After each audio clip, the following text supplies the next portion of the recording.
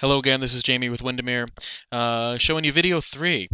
In this case, we're going to learn how to modify the various options that you have in the market analysis charting tool, as well as how to change scales within the days on market and market scatter report. All right, so first and foremost, variables and options. You have some powerful tools here to modify the reports to provide your own branding. In this case, you can simply type in to the yellow field here for agent name, your name. So we'll just put in John Smith. We'll click here and we'll modify this just to be generically Windermere, so Windermere Real Estate. And if you're doing a market analysis for a specific client, you can put market and pricing analysis for specific client. Super easy there.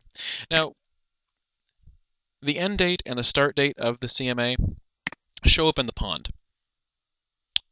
So if you want to modify this so that it's a little bit more relevant to your data set or your intentions, you can easily override the data there. So I put into this tool that today's date, whenever you print this report, is likely going to be the end of the CMA. If your CMA ended as of the first of the month, you can easily just type in that date, and it will now automatically change it in the various reports. Additionally, in that pond report, you can define your flow and your show and your stagnant areas. These are as simple as changing it. If you want your flow period to be 30 days and you want your stagnant period to start at 120 days, you simply enter that information in there, and you now have redefined the pond, and all the calculations will now redefine themselves as well. Sometimes what you do find in this, and this is an important caveat, is that the percentages don't always update the way they should. So if you click refresh percentages, you can do that. But you shouldn't often have to do that. I think we've reprogrammed around that. But if these don't look quite right, simply click refresh percentages and it will go back and recalculate things.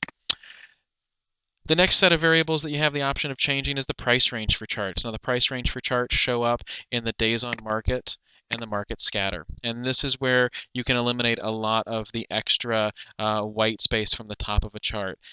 When it goes in and automatically detects the price ranges, you're going to find that it's going to select the highest and lowest price and round those up to the nearest 10,000. And in the case of the high, round up. In the case of the low, it should round down. But in this case, you can see that somebody had priced their home quite aggressively quite optimistically, I should say, here at 950,000, and that's giving us a lot of white space at the top of both the days on market chart and the market scatter chart. We can adjust this, of course, by typing in 700,000. And adjusting that, and now we don't have nearly as much white space at the top of both of these charts, and things are a lot more relevant. So that's how to change scales. And lastly, with regard to options, you can also change your square footage range. So if you're really trying to target in on a specific range and you didn't do that as part of your search data, you can easily do that at this point with redefining it here. So if you're just simply trying to look for homes between 2,000 and 3,000 square feet, you can do that as well.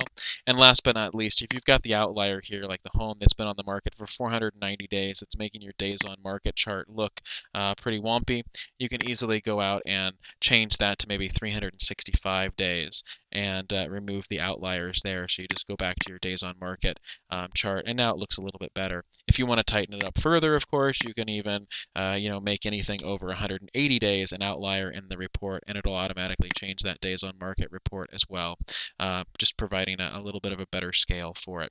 So there you go. There's information on how to modify the various options within the charting solution here. For more information, support, and to have your questions answered, go to macharts.com. Thanks for watching.